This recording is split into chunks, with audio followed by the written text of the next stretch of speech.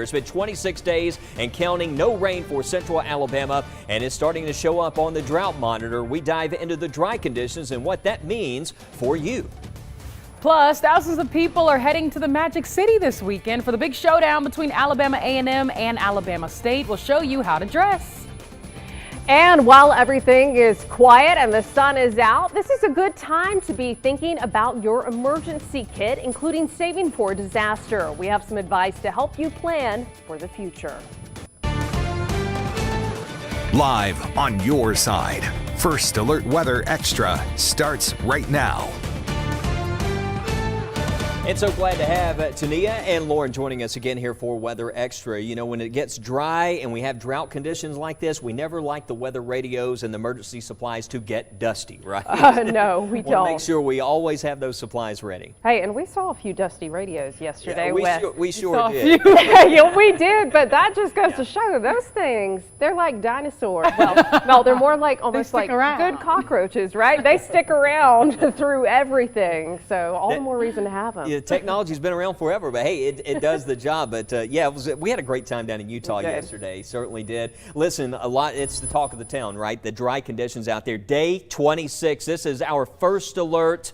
Well, our first alert drought clock, let's call it that. How about we're counting the days? You can see since the last measurable rainfall that we've had, you got to go all the way back to September the 28th around here. And even that day, we didn't see a lot of rainfall in many locations. But what's going to be happening here, we're talking about not only the dry conditions, but some near record warmth. And today, we set record highs. We tied record highs in Birmingham. We reached 86.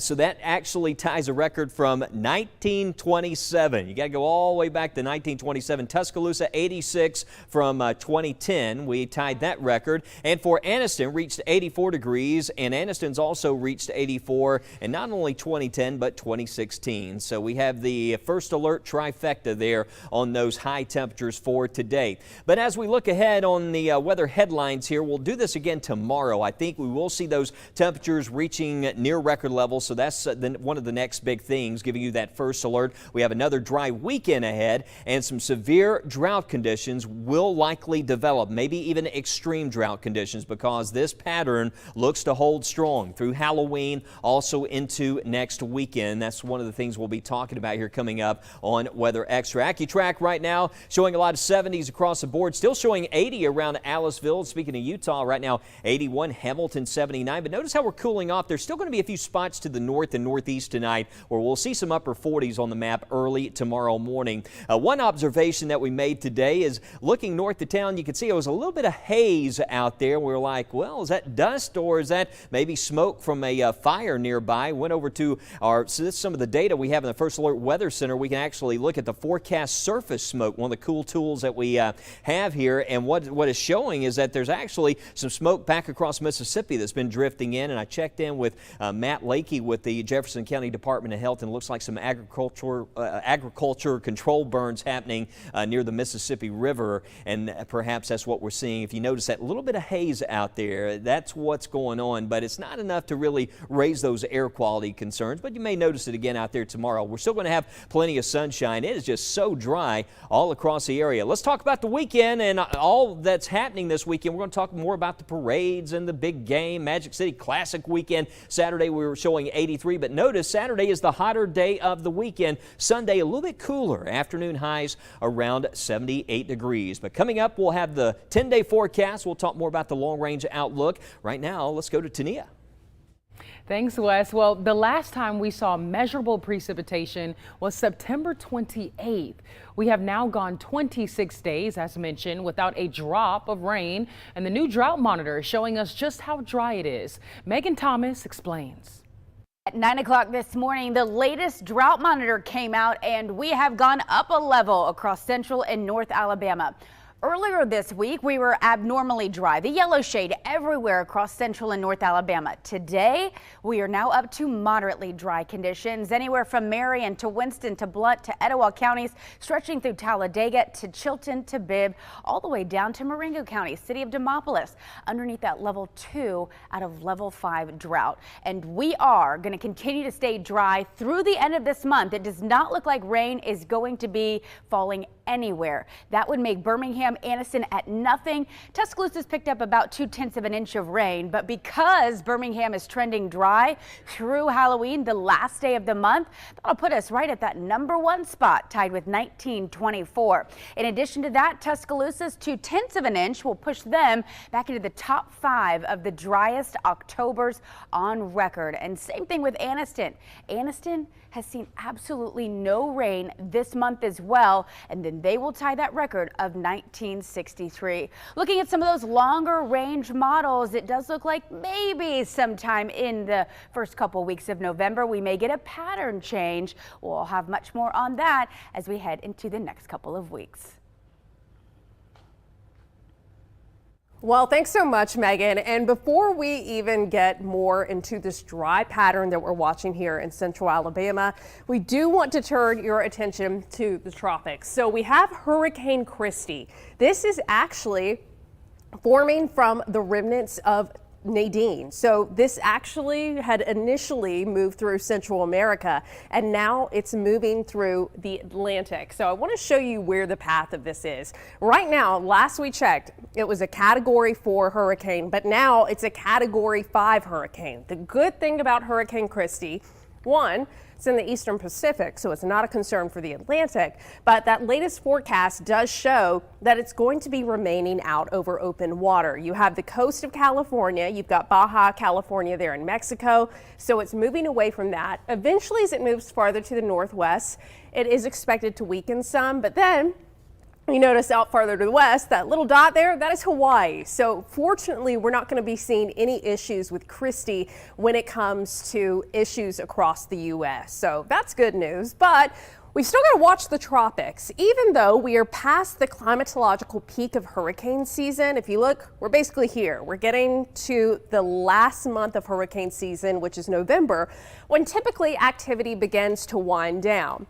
But there is an area we need to watch. What we're showing you here is where we could see some tropical hazards over the next couple of weeks. And this is showing from the Climate Prediction Center areas we need to watch, potentially the Western Atlantic.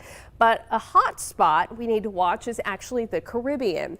As we get into November, tropical activity typically winds down. But if we were to see development, this would be an area to watch because sea surface temperatures in this area are running abnormally high. And we also have to look at climatology. How do the tropics behave when we get into this time of the year? If we are to see development, sometimes you can see it in the Caribbean, the Western Atlantic, or sometimes out in the Central Atlantic. So it's not a guarantee, but it's something we are watching for late next week. So we want to give you a first alert that this is something we're watching for the Caribbean. No guarantee that even anything would develop, but if we were to see a system develop by the end of next week, which could be early November, the next name on the list would be Patty. But we'll continue to keep you updated here on Weather Extra.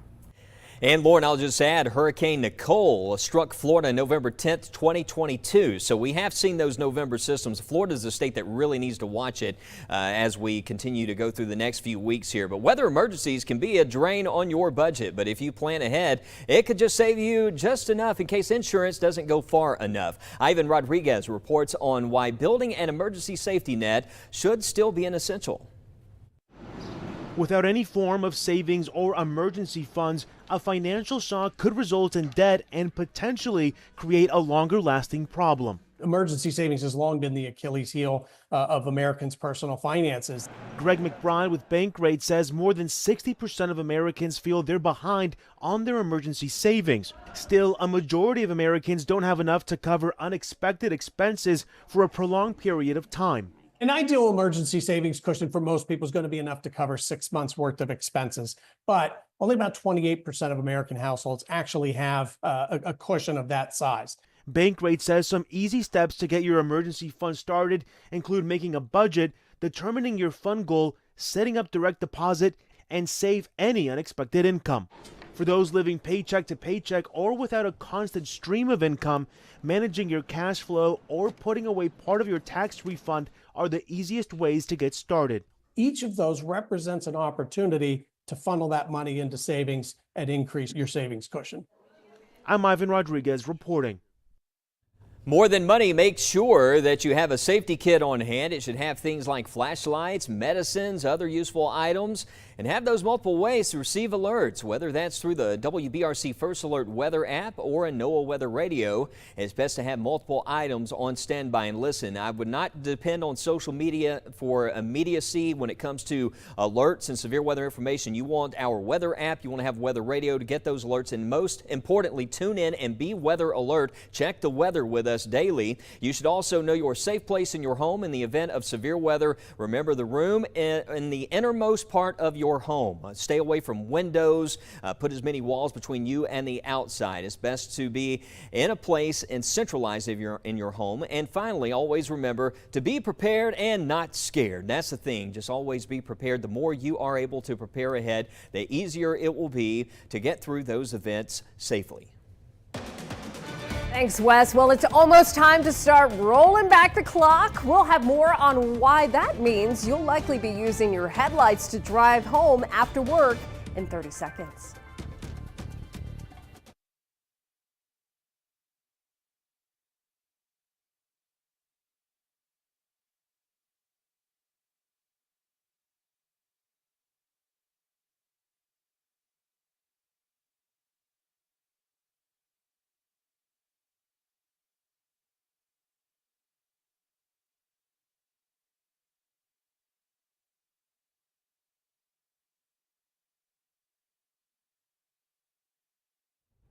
Well, it is a big week, especially those of you who are participating in the Magic City Classic events.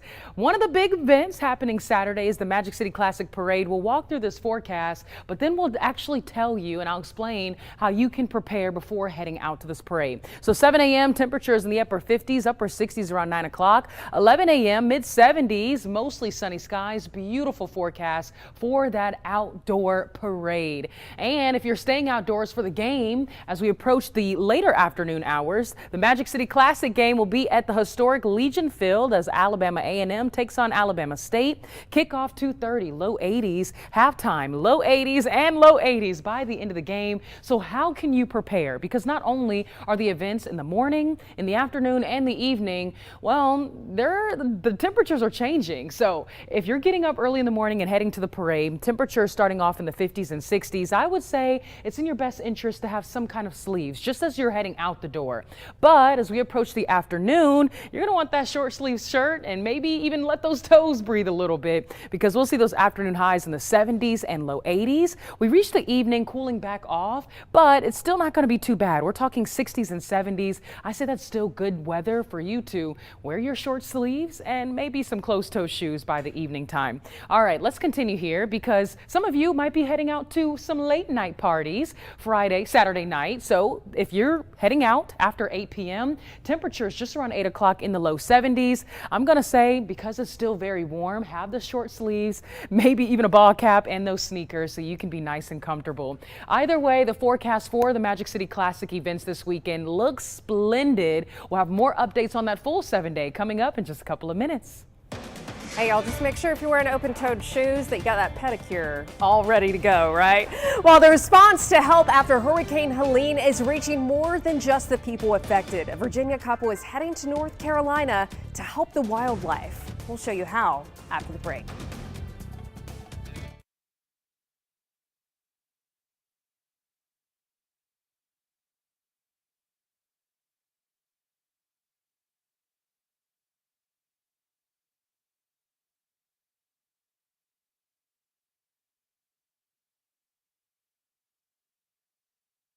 I thought there were stars.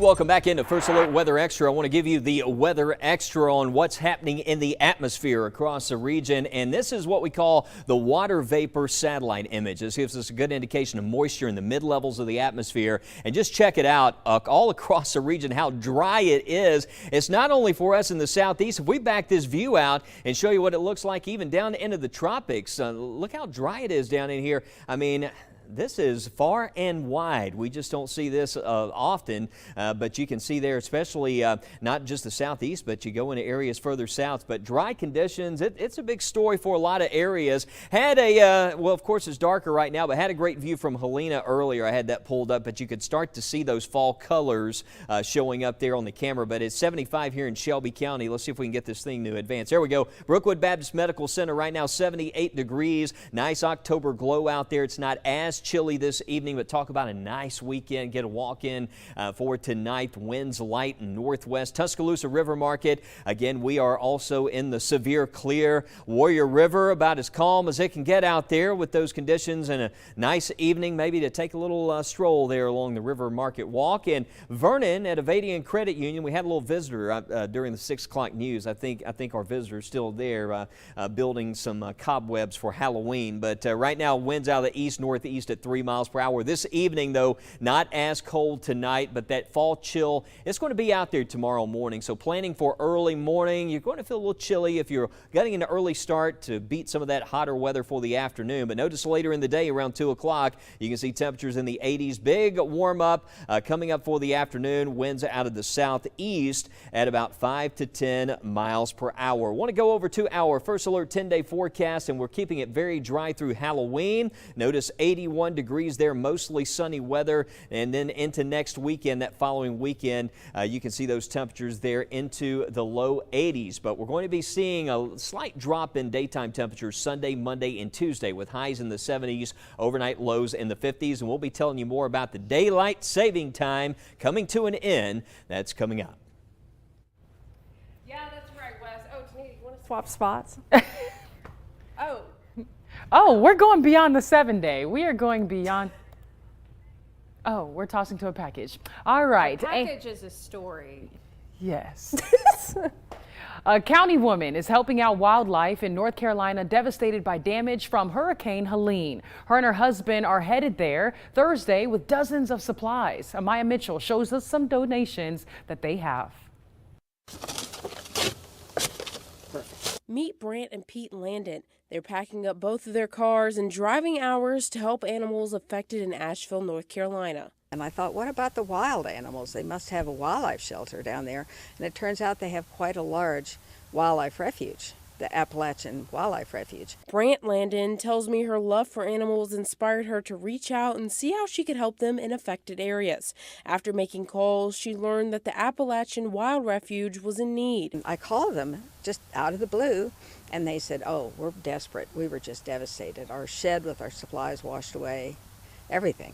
So I thought, well, why don't I just collect a few things and drive them down? Landon says she made a simple post on Facebook asking for donations. The response, she says, was overwhelming. Complete strangers sent all sorts of supplies, and even sheets and towels, which they really need. So it's just been amazing. So originally I was just going to put everything in my car and drive it down, but now there's too much to fit in my car. So my husband's going to have to take the truck as well. Now, as the couple prepares to deliver the items Thursday, they say they're just excited to make a difference. Yeehaw! I'm really looking forward to having a small part in bringing something back. Wow, what great efforts they have there. Oh, you know, we've been in the thick of hurricane season. It's dwindling a little bit, but what is also dwindling? The sunshine outside. That's right, daylight saving time is just around the corner. Now, tomorrow, you see the sun's kind of taking its sweet time getting over the horizon, rising at 7 a.m., but then the sunset tomorrow is at 6:01 p.m. So let's just think about it. Okay, tomorrow the sun's setting around 6 o'clock. Setting around 6 o'clock, still get those nice sunset views, but what will it look like in 1 month? Well, If you want to look at what the sunset will look like in 1 month, it'll be at 4:40. By the time it's 6 o'clock a month from now, it's already going to be dark outside. So yeah, a little miserable. I know if you have anything like seasonal affective disorder, that can really get you down. So you got to find that sunshine that you can get during the day. So daylight saving time is officially 10 days away. And I say daylight saving time is coming to an end. So we're going to be going back to standard time. And this means your clock goes back 1 hour. So nice thing is you get an extra hour of sleep. The problem is that you lose more daylight. But here's some great tips. Anytime we have the time change, which is twice a year, and this is going to be on November 3rd, we always encourage you to replace the batteries in your smoke alarm, but also replace the batteries in your weather radio as well. That's what we were doing yesterday in Utah. And you don't want just the weather radio. Use this as an excuse to go ahead and download that WBRC First Alert weather app, because you want to have multiple ways to receive alerts. I know the weather is quiet and dry and unseasonably warm now, but eventually there will be some changes. And oftentimes when those changes come, sometimes you can also get severe weather. Tania? Well, Lauren, I can guarantee people over the next 6 to 10 days, a lot isn't changing here across central Alabama. We are looking dry. Let's take a look at that CPC Outlook. This is from the Climate Prediction Center. And across the United States, you can see how majority areas will be seeing above average rainfall. But does that include us here across central Alabama? Well, maybe a little bit. We're still looking closer to average and will likely be fairly dry. But there is a chance that we might just see a better chance for moisture as we head into the first couple of days of November, but we are looking dry through the end of this month, the month of October. Now, what about temperatures across the U.S.? Well, there's a range here. Most states, though, dealing with above average temperatures, and that really includes the Midwest and areas to the east. But notice that a lot of those western states in the West Coast, Pacific Northwest, all the way down to Arizona and New Mexico, dealing with below average temperatures. Now, here at home, that means that we're going to be looking a lot warmer than where we typically are at this time of the year. And this is looking at that CPC Outlook from October 30th through November 3rd. All right, there's another thing that we love to talk about as we go beyond the 7-day. And I know Lauren loves this too. I updated that fall foliage graphic. So here is a look at where we currently stand. We're seeing some color right now, but we're near peak November 9th and at peak November the 14th. So hold on tight, it's coming. And don't go anywhere. We have more coming right here after the break. You're watching First Alert Weather Extra.